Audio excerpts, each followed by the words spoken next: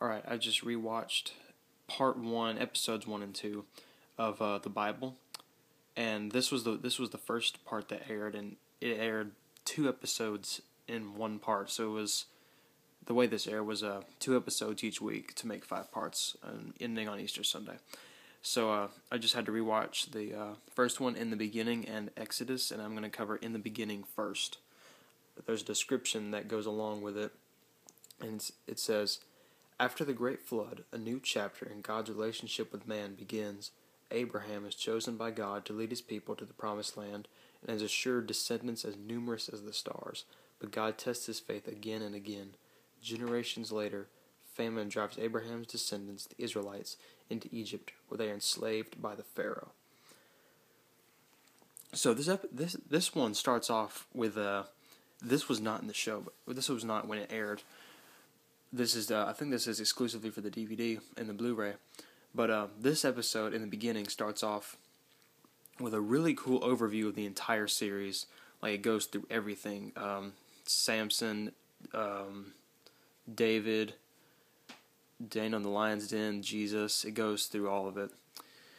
And then it gets into the actual show, where it starts off with Noah telling the story of the creation to his family who is on the ark. And after that, it cuts to Abraham, and that's the main focus of this episode, is Abraham and how God tests him again and again and again.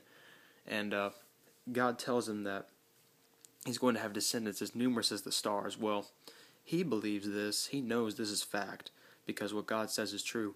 But Sarah, his wife, doesn't really believe this. She's kind of reluctant to believe this because she can't believe that she has a son. She's too old for that. So they kind of cheat God's plan a little bit. And he has a son by the servant girl, Hagar, and names him Ishmael. So eventually they have a son named Isaac, and God tells Abraham to sacrifice Isaac.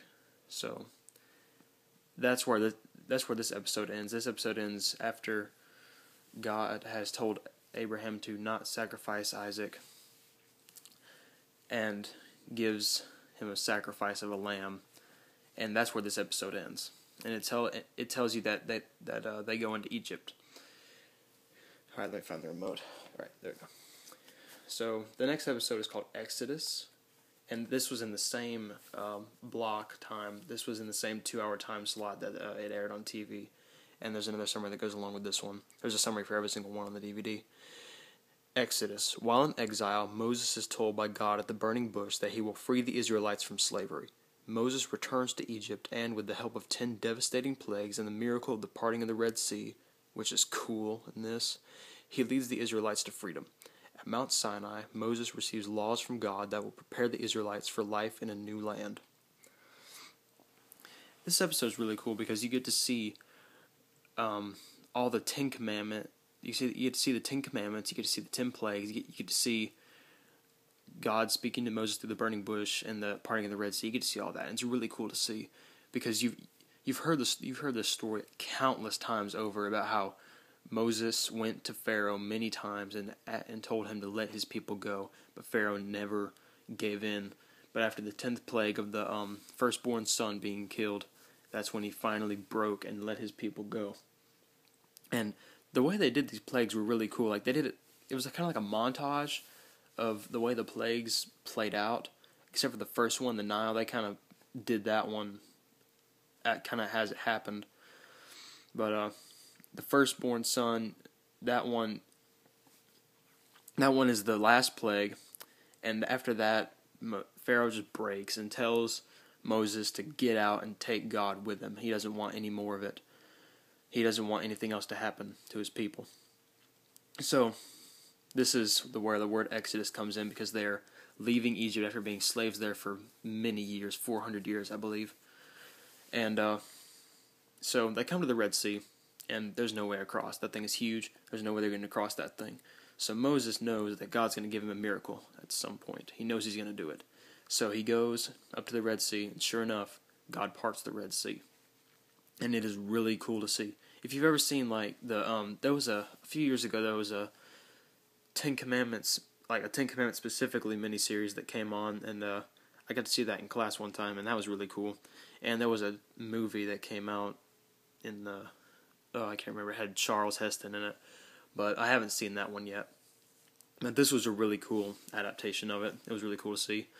And so after they get across the Red Sea and destroy Pharaoh's army, it tells you that they go and search for the Promised Land. After that, oh, I know, I'm sorry, I forgot to mention this. How did I forget this? The Ten Commandments. After the parting of the Red Sea, Moses gets the Ten Commandments. And that's pretty cool because you get to see how we don't know how the Ten Commandments were formed, but we get to see how Roma Downey and Mark Burnett, and the makers of this show, interpreted how the Ten Commandments were created. And so, after the Ten Commandments, Joshua comes up to Moses, and Moses tells him that he will lead his people after Moses is gone. And it didn't end at the time that it ended on TV.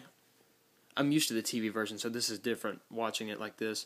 It ends right after Moses tells Joshua that he's going to lead his people. But on TV it ended when two spies were going into Jericho. So I guess that would be in the second episode on the DVD.